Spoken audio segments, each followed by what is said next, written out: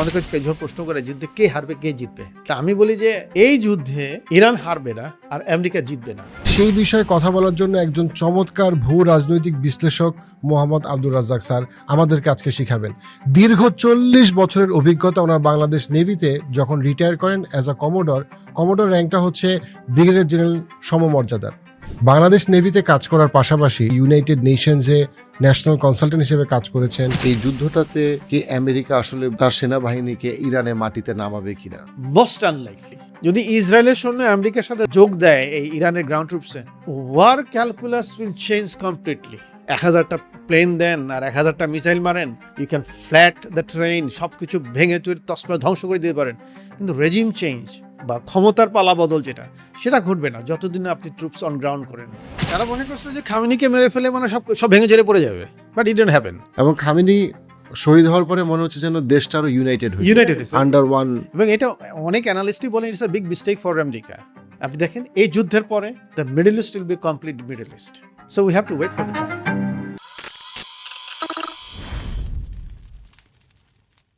আপনার সাথে এখন গল্পটা খুবই জরুরি, কারণটা হচ্ছে পৃথিবীর অবস্থা কমপ্লিটলি এলোমেলো ইরান আমেরিকা ইসরায়েল ওয়ার নিয়ে। আপনার অভিজ্ঞতা এবং গবেষণায় কি বলছে যে এটা কি আসলে স্বল্প মেয়াদী হওয়ার সম্ভাবনা বেশি নাকি দীর্ঘমেয়াদী হওয়ার সম্ভাবনা বেশি? অ্যাকচুয়ালি ট্রাম্প ক্ষমতা নেওয়ার পর থেকে পৃথিবীটা কিন্তু একটা ঘটনাবহুল পৃথিবীতে পরিণত হয়ে গেছে। তিনি ক্ষমতা নেওয়ার পরই এই গ্রিনল্যান্ডকে আমেরিকার অংশ করবেন, কানাডাকে 51st স্টেট হিসেবে ঘোষণা করবেন, পানামা খাল নিবেন, একটা পর একটা কিন্তু লেগেই আছে এবং the world is in turmoil. তো লাস্ট ইয়ার সবচেয়ে বড় ইভেন্ট যেটা হলো 12 দিনের আমেরিকা ইসরায়েল এবং ইরান যুদ্ধ, এবং আলটিমেটলি এটা শেষ হলো আমেরিকার বাংকার বাস্টার ইরানের নিউক্লিয়ার ফ্যাসিলিটিজে বিটু বম্বিং। হ্যাঁ, বিটু বম্বিং এর পরে এটা থেমে গেল। এরপরে এখন আবার শুরু হয়ে গেল full scale war America Israel এবং ইরানের মধ্যে। এবং এই যুদ্ধ কতদিন চলবে এটা আমেরিকান অ্যাডমিনিস্ট্রেশন তারা নিজেরাও জানেন না। প্রেসিডেন্ট ট্রাম্প প্রথমে বলেছিলেন যে যুদ্ধ শুরুর আগে বা যে এই যুদ্ধ 2-3 দিন চলবে। এর একদিন পরে উনি আবার শিফট করলে একটু সময়টা বাড়ালেন, 3-4 সপ্তাহ লাগবে। আর 2 দিন পরে আবার বলে যে না, it will take around 4-5 weeks. এখন হচ্ছে যেটা এটা it will take couple of weeks. আর তার যে প্রতিরক্ষা মন্ত্রী হেক্সেট, ওনাকে সাংবাদিকরা প্রশ্ন করেছিলেন যে ইরানের যুদ্ধটা কতদিন চলবে। উনি বলছেন coat unquote, I have no idea. So যুদ্ধ কতদিন চলবে এটা ওনারা বলতে পারছেন না, অ্যাকচুয়ালি কারোর পক্ষে বলা সম্ভব না। বাট এখানে একটা বিষয় আছে, মিসাইল ম্যাথ একটা কথা আছে, কে কত তাড়াতাড়ি will run out of missile তার উপর নির্ভর করবে যুদ্ধটা কতদিনে শেষ হবে। সেক্ষেত্রে আপাত দৃষ্টিতে মনে হচ্ছে যার যে স্টক পাইল যেটা আছে আমেরিকা এবং ইসরায়েলের এবং ইরানের যে স্টক পাইল যেটা আছে, তাতে মনে হয় এটা বেশ কিছু সময় ধরে চলবে। যুদ্ধটা কেন শুরু হইলো? গত বছর অলরেডি ইসরায়েল ইরানের হাতে শক্ত একটা বাড়ি খেয়েছে, হ্যাঁ, যেটা তারা এক্সপেক্ট করে না, যেটা আপনি অলরেডি বললেন। তারপরেও তারা কেন যুদ্ধটা শুরু করলো? অলরেডি আমেরিকার ট্রাম্প অ্যাটলিস্ট নির্বাচনী ইলেকশনের সময় সে বলছিল সে একটা অ্যান্টি ওয়ার টাইম প্রেসিডেন্ট। সে ওয়ার্ল্ড ইকোনমিক ফোরামে গিয়ে বোর্ড অফ পিস নামের একটা নাটক করলো, হোয়াট এভার, ইসরায়েল প্যালেস্টাইন শান্তি চুক্তির নামে, যদিও সেটা নিয়ে অনেক বিতর্ক আছে। এবং আমেরিকার economy is not doing good, already $40 trillion debt, এবং চায়না থেকে প্রেশার বাড়তেছে। অল ইন অল এই যুদ্ধটা আসলে কেন শুরু হইলো? এই যুদ্ধটাকে বলা হয় ইট ইজ ইসরায়েলস ওয়ার, এটা ইসরায়েলের যুদ্ধ। ইসরায়েল চাচ্ছিল এই যুদ্ধটা, and America is fighting Israel's war. Fighting and funding দুটাই করছে আমেরিকা। আমেরিকার সেক্রেটারি অফ স্টেট উনি একটা স্টেটমেন্টে বলেছিলেন যে যুদ্ধের কারণ সম্পর্কে, যে আমরা জানি যে Israel was planning to attack Iran, এবং ইসরায়েল যদি ইরানকে অ্যাটাক করে তাহলে ইরান আমাদেরকে অ্যাটাক করবে, এই জন্য আমরা ইরানকে আগে অ্যাটাক। ইললজিক্যাল আর্গুমেন্ট আপনি দেখেন, ডাজন্ট মেক সেন্স। জিনিসটা ক্লিয়ারলি বোঝাই যায় যে এটা it is Israel's war. Israel চাচ্ছিল যুদ্ধটা, পিস এগ্রিমেন্ট তো আগে হয়েছে নিউক্লিয়ার ওয়েপনের উপর, জেসিপিওএ, সেখানে তো 5+1 5জন পারমানেন্ট সদস্য প্লাস জার্মানি, ওরা মিলে একটা এগ্রিমেন্ট করলো, কিন্তু ইসরায়েল সেটা চায়নি। They did not accept that agreement. তারপর ট্রাম্প অ্যাডমিনিস্ট্রেশন যখন ক্ষমতা আসলো তাকে দিয়ে ওই এগ্রিমেন্ট থেকে আমেরিকাকে ওয়াক আউট করে নিয়ে গেল। আর তারপরে তো আস্তে আস্তে টার্মোইল অ্যান্ড কমপ্লেক্সিটি শুরু হলো। সেকেন্ড টাইমে যখন আসলো তো it became more complex. America's war, America has no interest in it, Israel had the interest, but Israel can not alone fight a war against Iran. যার কারণে আমেরিকাকে দিয়ে সে যুদ্ধটা শুরু করেছে, আমেরিকাকে নিয়ে তারপরে ইনভলভ করে সে যুদ্ধটা বাড়াইছে। আমরা যদি দেখি যে আমেরিকার 1980s অথবা 1990s যেই মিলিটারি এবং ইকোনমিক ডমিনেন্স ছিল, that is definitely being challenged. Why? Because China question আসছে, অ্যান্ড দেন তারা ভিয়েতনাম অথবা আফগানিস্তান অথবা ইরাক ওয়ারে যে কনফিডেন্সের সাথে যা কিছু করতে পারছে, ক্লিয়ারলি ইরানের সাথে তারা সেটা করতে পারতেছে না। ওই কনফিডেন্সে ওই ডমিনেন্স তারা দেখাতে পারতেছে না ইরানের সাথে। অন টপ অফ দ্যাট তাদের ইন্টারনাল ইকোনমিক টার্ময়েল, এবং ক্লিয়ারলি ডোনাল্ড ট্রাম্প কোনো পপুলার প্রেসিডেন্ট না। ডোনাল্ড ট্রাম্পের প্রথম প্রেসিডেন্ট থেকে second Presidency has been significantly worse in terms of his internal support and internal base. On the other hand, আমরা যদি ইসরায়েলের অবস্থাটা দেখি, দেন আমরা যেটা দেখবো সেটা হচ্ছে কি, অ্যাগেইন গত 70 বছরে ইসরায়েলে কেউ এই ডিরেক্ট হামলা করে নাই বা করতে পারে না যেটা ইরান করতে পারছে ইন 2024, 2025 এবং 2026।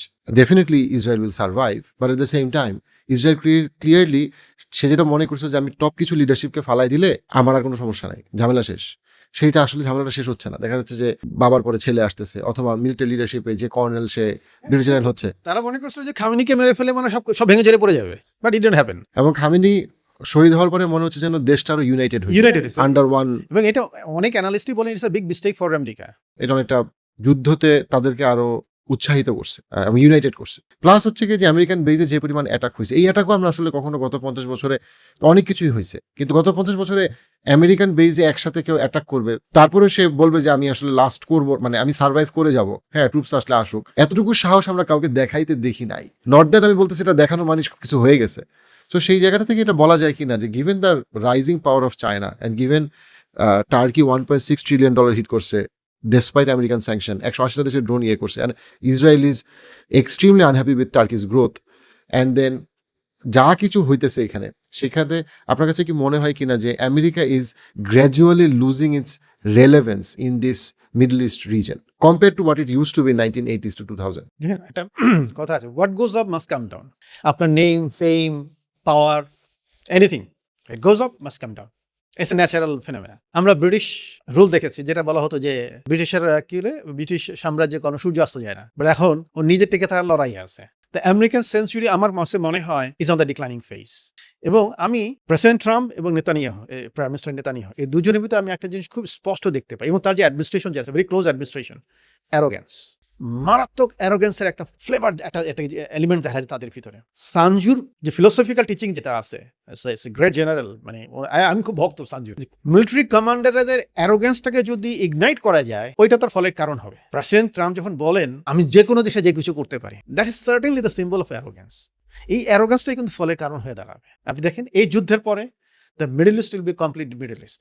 আমেরিকান ডমিনেন্স তারা কতখানি মেনে নিবে, কতখানি তারা এই আমেরিকান ইনভেস্টমেন্ট ওখানে বাড়াবে, এই সব কিছু চেঞ্জ হয়ে যাবে, হতে বাধ্য। কারণ it's a big lesson for them, for other countries also. So we have to wait for the time. But ওই একজনের ডমিনেন্স চিরদিন থাকে না, সেঞ্চুরি চেঞ্জ হয়। এটার যে ইকোনমিক টার্মোয়েল পুরো পৃথিবীতে ছড়ায় যাবে, সেই টার্মোয়েলটা কি এখন middle eastern country or America or China এরা সবাইকে নিতে চাবে এই ইকোনমিক প্রেশারটা? যুদ্ধ যখন বাধার আগে ইরান সার্বিক পরিস্থিতির জিওপলিটিক্যাল সিচুয়েশনটা তারা দে হ্যাভ স্টাডিড এ লট। তারা ইরাক যুদ্ধটার কমপ্লিট স্টাডি করেছেন, তার আফগানিস্তান যুদ্ধটা 20 বছরের ঘটনা সেটা তারা স্টাডি করেছে, করে তারা তাদের নিজের ডিফেন্সিভ স্ট্রাকচারটাকে সেট করেছে। তো সেই হিসাবে ইরান উইল এন্ডিওর। আমি জিনিসটাকে এইভাবে বলি, এই একটা যুদ্ধ যেটা Iran can survive, Iran can last for longer duration. আপনার কাছে কি মনে হয় এটার যে যদি যুদ্ধটা লম্বা হয়, এটার যে economic pressure already Monday morning এ $110-120 পার ব্যারেলে চলে গেছে, এবং এটা শিওরলি যদি 1-2 মাস চলে এটা $200 পার ব্যারেলে চলে যাবে, উইচ মিনস টোটাল পৃথিবীর ইকোনমি, ইনফ্লেশন, এটা একদম ইকোনমিক প্রেশারটা হবে অনেক। ধরে নিলাম যে যারা যুদ্ধ করতেছে তাদের আসলে বা লস অফ লাইফস নিয়ে কোনো চিন্তা নাই, বাট ইকোনমি নিয়ে ডেফিনেটলি সবাইকে চিন্তা করতেই হয়, সেই প্রেশারটা সবার গায়ে লাগে। এবং আমেরিকাতেও এই যুদ্ধটা ইন্টারনালি যথেষ্ট বিতর্কিত। ইরাক অথবা আফগানিস্তান যুদ্ধের ক্ষেত্রে আমেরিকার লেগাসি মিডিয়া যেভাবে সাপোর্ট করছে সেই সময়ের বুশ অথবা আপনার হিলারি ক্লিন্টনকে, সেই জায়গা থেকে এখন মনে হচ্ছে আমেরিকা অনেক বেশি একটা দ্বিধার মধ্যে আছে যে যুদ্ধটা আমরা কেন শুরু করলাম, ঠিক হইলো কিনা, লম্বা ঠিক হচ্ছে কিনা। So there are some tensions, internal tensions. আবার অন দ্য আদার হ্যান্ড নেতানিয়াহুর আপনার তার এগেনস্টে তার জেলে যাওয়ার মতো তার কোর্টে তার বিরুদ্ধে মামলা আছে, এবং তারও একটা ইলেকশন আসতেছে ইসরায়েলে। তো অল ইন অল এই যুদ্ধটা যদি লম্বা হয়, এটা কি আসলে সব স্টেক হোল্ডাররা চাবে কিনা যেটা লম্বা হোক? দেখেন, সব স্টেক হোল্ডাররা চাইলো কি চাইলো না সেটা বিষয় না, বিষয়টা হচ্ছে ইসরায়েল কি চায়, আমেরিকা সেটাই করবে। 12 দিনের যুদ্ধ যেটা হয়েছে জুন মাসে গত বছরে, তো ওটার উপর আমি একটা আর্টিকেল লিখেছিলাম। সেখানে যখন যুদ্ধটা শুরু হয়, নেতানিয়াহু বা ইসরায়েল যদি চায় যে ট্রাম্পকে যে now you join the war, তাহলে প্রেসিডেন্ট ট্রাম্প ওটাকে ইগনোর করতে পারবে না। আলটিমেটলি তাই হয়েছে। 12 দিনের মাথায় যখন Israel was facing the maximum pressure from Iran, তখন কিন্তু ট্রাম্প অ্যাডমিনিস্ট্রেশন ইন্টারভেন করলো উইথ B2 বম্বিং, তারপর যুদ্ধটা সাবসাইড হয়ে গেল বা থেমে গেল। আর ইকোনমিক ইম্প্যাক্টের কথা যেটা বলি, এখানে এক্ষেত্রেও সবচেয়ে বেশি, সব দেশই কম বেশি অ্যাফেক্টেড হবে গ্লোবালি। আমাদের মতো ছোট দেশ যেগুলো আছে তারা সবচেয়ে বেশি হার্ড হিট হবে, সেটা স্পেশালি আমাদের জ্বালানির ক্ষেত্রে তো অবশ্যই, তার সাথে রিলেটেড অন্য সব বিষয়গুলো আছে। আজকের জামানায় ইলেকট্রিসিটি আপনি একটু ছাড়া কি চিন্তা করতে পারেন? Nothing, there is no electricity, everything is shut down. আমাদের মতো ছোট দেশগুলো বেশি অ্যাফেক্টেড হবে। তবে ইরান প্রথমে যেটা বলেছিল যে হরমুজ প্রণালী তারা বন্ধ করে দিয়েছে, পরে আবার তার দেখে এটাকে খুলে দিয়েছে, বলেছে যে না, তারা পুরোপুরি হরমুজ প্রণালীকে বন্ধ করেনি, কিন্তু আমেরিকান এবং ইসরায়েলি তেলবাহী জাহাজ যেগুলো থাকবে সেগুলো হরমুজ প্রণালী থেকে চলবে না। তো সেক্ষেত্রে যেহেতু খুলে দিয়েছে, হোপফুলি আমাদের এই যে অয়েল সাপ্লাই চেইন যেটা, সেটা খুব সহসাই কাজ করবে। কিন্তু যুদ্ধের ইনিশিয়াল ফেজে যে এই গালফ কান্ট্রিগুলো যে পোর্ট ফ্যাসিলিটিস, পোর্ট ইনফ্রাস্ট্রাকচার যে ছিল, those have been damaged, those are damaged. তো সেক্ষেত্রে ওইগুলোকে রিপেয়ার করে এই সাপ্লাইটা কত তাড়াতাড়ি রেস্টোর করতে পারবে। যেমন কাতার তার এলএনজি প্রোডাকশন বন্ধই করে দিয়েছে, হিট হয়েছিল। সৌদি আরবের আরামকো রিফাইনারি যেটা largest refinery in the world, সেটা হয়েছে অ্যাফেক্টেড, সেটা বন্ধ করে দেওয়া হয়েছে। তখন ওইগুলোকে রিপেয়ার কত তাড়াতাড়ি তারা প্রোডাকশনে আসতে পারবে, তার উপর নির্ভর করবে যে তেলের দামের ফ্লাকচুয়েশন এবং ওভারঅল ইকোনমি ইম্প্যাক্টটা কি হবে, তার উপর নির্ভর করবে। তবে আমাদের মতো ছোট দেশগুলো যারা আছে, তাদের নিশ্চয়ই সব সরকারি তাদের অল্টারনেটিভ কি হতে পারে বা ব্যবস্থাটা কি থাকা উচিত, তারা নিশ্চয়ই they have worked it out and they are working it out. যুদ্ধ নিয়ে 2টা বই লিখছেন, আপনি রেগুলারলি নিউজ পেপারে আপনি লেখেন অ্যাবাউট সাম্প্রতিক যুদ্ধ বিষয়ক ঘটনা, পার্টিকুলার মিডল ইস্ট কেন্দ্রিক। এখন পর্যন্ত যত কিছু হয়েছে এর মধ্যে ইরানের যে রেজিলিয়েন্স এবং আক্রমণ, ইরান আমেরিকান বেসগুলোতে আক্রমণ করলো, অনেকগুলো আমেরিকান বেস, ইরান যেভাবে ইসরায়েলকে আক্রমণ করলো, ইরান যেভাবে যত জায়গায় আক্রমণ করছে, ইভেন আমেরিকার বিভিন্ন শিপে তারা আক্রমণ করছে, এটা কি আপনার কাছে সারপ্রাইজ করে যে তারা এতটা অল্প সময়ের মধ্যে তারা they could recollect and they could fight back অথবা রিটালিয়েট? হ্যাঁ, ইট ইজ সারপ্রাইজিং। এবং আমি যেটা বলি প্রথমে যেটা বলেছি, আমি সবসময় বলি, Iranians are very resilient, they are battle hardened people. মানে যুদ্ধে তারা অভিজ্ঞ হয়ে গেছে, তাদেরকে ইনফ্যাক্ট অভিজ্ঞ বানানো হয়েছে। ইরাক ওয়ার ইম্পোজ করে দিয়ে তাদেরকে একটা এক্সপিরিয়েন্স দেওয়া হয়েছে, এরপরে কন্টিনিউয়াস স্যাংশনে রেখে তাদেরকে বাধ্য করা হয়েছে to become resilient, to create their own defence, সবকিছু এগুলা করানো হয়েছে তাদের। ভারত দিনের যুদ্ধে ইসরায়েল যেটা করেছে, that was A master stroke. প্রথম স্ট্রাইকে সারপ্রাইজ, যেটা এটাকেই টপ টিয়ার লিডারশিপ, এয়ার ডিফেন্স সিস্টেম, অনেক কিছু তারা ধ্বংস করে দিয়েছে। দ্যাটস এ মাস্টার স্ট্রোক, এবং ইরান বুঝতেও পারেনি। বাট ইরানের যে রিকভারিটা, দ্যাট ইজ অ্যামেজিং। এবং নেক্সট 12 ডেজে তারা যে পরিমাণ রিয়াকশন দেখিয়েছে, ইসরায়েল সেটা চিন্তাও করে নাই, আশাও করেনি। So that's why at one stage Netanyahu একটু অস্থির হয়ে গেছিল to pull America into the war. They responded with a B2 bombing, আমরা জানি। এক্ষেত্রেও দেখেন নেগোসিয়েশন চলছে, 12 দিনের যুদ্ধটাও কিন্তু নেগোসিয়েশন ভেঙে যাওয়ার আগেই কিন্তু অ্যাটাকটা করছে। এটা আমি বলবো এটাকে বিট্রায়াল কাইন্ড অফ থিং। এইখানে এই প্রেজেন্ট ওয়ারের ক্ষেত্রেও যখন আমেরিকা এবং ইরানের ভিতর আলোচনা হচ্ছে, ওয়ানের ফরেন মিনিস্টার যখন বলছেন যে we are about to strike a deal, আমি একজন ওনার যে ডিপ্লোম্যাটিক এইড যে ছিলেন তার একটা লেখা আমি পড়েছি, সেখানে বলছেন যে দ্য ড্রাফট ওয়াজ ফাইনাল, এবং 6টা মন্ট ব্ল্যাঙ্ক পেনও তারা কিনে রেখেছিলেন টু সাইন দ্য এগ্রিমেন্ট, এবং জেডি ভ্যান্সকে সেই ড্রাফট এগ্রিমেন্টও দেখানো হয়েছে। যেটা একটাকে বলেছিলাম যে জেডি ভ্যান্সের কমেন্টস ছিল ইটস এনকারেজিং। তো ওই অবস্থায় আমেরিকা কেন এটা করলো? বিকজ ইসরায়েল ওয়ান্টেড ইট। এই জন্য তো বলা হয় যে এটা ইজ ইসরায়েলস ওয়ার, ইসরায়েলের যুদ্ধ, যেটা আমেরিকা ফাইট করছে। ইরান অলমোস্ট 1980s এর পর থেকে যুদ্ধে আছে, এবং Iran has history of war. So ইরানের রেজিস্ট্যান্স পাওয়ার অনেক, ডেফিনেটলি ইরান ভয়ঙ্করভাবে ক্ষতিগ্রস্ত হবে, but at the same time Iran ইসরায়েলের থেকে 70 গুণ বড় একটা দেশ, এবং তার পপুলেশন 10 গুণ বেশি।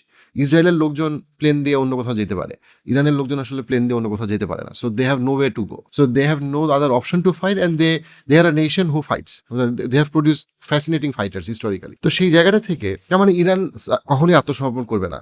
ইরাক অথবা আফগানিস্তান থেকে ইরানের অনেক বেশি রেজিলিয়েন্ট, এবং আমরা এটাও দেখছি যে ইসরায়েল ডেফিনেটলি মিলিটারিলি আমেরিকা এবং ইসরায়েল অনেক বেশি powerful, but at the same time Hamas অথবা হুতি অথবা হিজবুল্লাহ কোনোটাকে কিন্তু তারা সম্পূর্ণভাবে নির্মূল করতে পারে না, তারা ডেফিনেটলি উইক করতে পারছে, নির্মূল করতে পারে না। এই যুদ্ধটা আসলে কিভাবে শেষ হবে? দেখেন, ইরান আমার দৃষ্টিতে ভেরি রিজিলিয়েন্ট নেশন। ইরাকের বিরুদ্ধে তারা প্রায় 8 বছর 10 বছর যুদ্ধ করলো, এবং ওই যুদ্ধটাও কিন্তু ইরানের উপর চাপিয়ে দেওয়া হয়েছে, এবং চাপিয়েছে কিন্তু দ্য ওয়েস্ট। এবং ইরাকে ইউজ করে যুদ্ধটা বাঁধানোর পরে ইউ আন্ডারস্ট্যান্ড তারপর সিচুয়েশনটা কিরকম হয়। No one supported Iran almost fought alone against Iraq and the western support, even the middle eastern countries গুলো, তারাও ওখানে ইরানকে সাপোর্ট করেনি। So that war ended, they learned big lessons. এরপর কিছু সময় চলে গেল, আবার কিন্তু ইরানের পিছনে যে ওয়েস্টার্ন স্যাংশন যেটা লেগে আছে সেই 1979 সাল থেকে, যে 47 বছর 48 বছর স্যাংশন চলে আছে, এর ভিতর থেকে তারা চলে আসছে। এবং এত স্যাংশনে থাকার মধ্যেও তারা যে তাদের মিসাইল টেকনোলজি ডেভেলপমেন্টে যেটা, it is excellent, outstanding, and they have a very rich missile arsenal and missile technology. এগুলো হচ্ছে তাদের নিজস্ব প্রযুক্তিতে তৈরি মিসাইল। সো এত স্যাংশনের ভিতরে যদি একটা জাতি এত দূর চলে আসছে, দে আর ভেরি রেজিলিয়েন্ট নেশন। এবং ইরানকে নিয়ে আমরা প্রেসিডেন্ট ট্রাম্পের হতাশার কিছু কিন্তু আমরা দেখতেও পেয়েছি অলরেডি। যুদ্ধ শুরুর আগে যখন আমেরিকা যখন হিউজ মিলিটারি বিল্ড আপ করছিল, এবং অলরেডি মিডল ইস্টে তাদের সব দেশেই তাদের মিলিটারি ডিপ্লয়েড ছিল, নতুন করে এয়ারক্রাফট ক্যারিয়ার টাস্ক ফোর্স নিয়ে আসলো মেডিটেরিয়ানে এবং আরব সিতে, ইরান তো সেই মাথা নিচু করে নাই। তখন কিন্তু প্রেসিডেন্ট ট্রাম্পের ভিতর থেকে একটা হতাশা চলে আসছে। হাউ কেন এখনো ইরান এত কিছু দেখার পরে কেন ক্যাপিচুলেট করে না, কেন তারা আলোচনায় আসতেছে না, কেন তারা সারেন্ডার করছে না, মেনে নিচ্ছে না হোয়াট উই ওয়ান্ট, আমরা যেটা চাই সেটা কেন ভেনেজুয়েলার মতো এক করতেছে না? আমরা যেটা বলছি তারা কেন মেনে নিচ্ছে না? বিকজ এই ওভার দ্য ডিকেডস ইরানের যে প্রিপারেশন, যে অ্যানালাইসিস, যে research, that gave them the confidence they can fight a war, they can withstand the war and they can't be capitulated. এই কনফিডেন্সটা তাদের রয়ে গেছে। এখন যুদ্ধটা থামবে কিভাবে? এখন এখানে তো আমি কাউকে মধ্যস্থতাকারী হিসাবে কাউকে দেখতে পাচ্ছি না। রাশিয়াকে কি মানবে আমেরিকা মধ্যস্থতাকারী হিসাবে? না, মানবে না। চায়নাকে মানবে না। ইউএন সিকিউরিটি কাউন্সিল যেটা, ওটা তো আমেরিকা এবং ইউকে ভেটোতে প্যারালাইজড হয়ে আছে। ইট ইজ বড় পাওয়ারদের পারপাস সার্ভ করছে। তো এখানে আপনি যদি 12 দিনের যুদ্ধটা কিভাবে শেষ হলো, যখন ইসরায়েলের ট্রিমেন্ডাস প্রেসারে পড়ে গেল, আমেরিকা আসলো, বিডু বম্বিং করলো ওদের নিউক্লিয়ার প্ল্যান্টগুলোতে, বুঝাই দিল যে ইরাকের নিউক্লিয়ার ক্যাপাবিলিটি অবলিটারেটেড। এই যে প্রাইম মিনিস্টার নেতানিয়াহুকে বুঝালো আমেরিকা যে না, we have done enough and it is gone forever. নেতানিয়াহুকে শান্ত করলো ইসরায়েল, আমেরিকা বললো ইরাকে ঠিক আছে। ইরানও কিছু ওই যে বেজে কিছু আক্রমণ করলো, লোক দেখালো, এবং তখন ওই আমেরিকা বললো ভাই ঠিক আছে, that was an informal talks, তুমি মারছো আমিও মারছি, ঠিক আছে, শোধবাদ হয়ে গেছে, এখন আর যুদ্ধের দরকার নেই। কিন্তু ওই যুদ্ধে ইসরায়েলের একটা মাত্র ভালনারেবিলিটি প্রকাশ পেয়েছে। ইরানের যে মিসাইল ক্যাপাবিলিটি যে এত strong, that can reach Israel, এবং তাদের যে ওয়ার্ল্ডের most modern air defence system, সেটাকে পেনিট্রেট করে যে ইসরায়েলকে হিট করতে পারে, এটা ইসরায়েলের কল্পনায় ছিল না। সো যখন এই ঘটনা ঘটলো, তখন দেখলে যে আরে নিউক্লিয়ার ওয়েপনের বাইরেও তো আরেকটা থ্রেট রয়ে গেছে আমার জন্য, ওদের ব্যালিস্টিক মিসাইল প্রোগ্রাম। এবং পরে সাবসিকুয়েন্ট এই যে আলোচনা বা নেগোসিয়েশন যেটা হলো, সেখানে আবার কিন্তু 3টা পয়েন্ট চলে আসছে। নিউক্লিয়ার তো একটা ছিল, এবং একটা মিসাইল প্রোগ্রামটা আছে। আর হচ্ছে যে প্রক্সিদেরকে কিছু সাপোর্ট দিতে পারবে না। কারণ আগে ইসরায়েলের মাথায় এটা ছিল না যে ইরানের মিসাইল প্রোগ্রাম কত রিচ হয়েছে। থামবে কিভাবে, এটা স্ট্রেট ফরওয়ার্ড কোনো অ্যান্সার পাওয়া বা দেওয়া ওটা ভেরি ডিফিকাল্ট। বাট আমার মনে হয় যেটা এখানে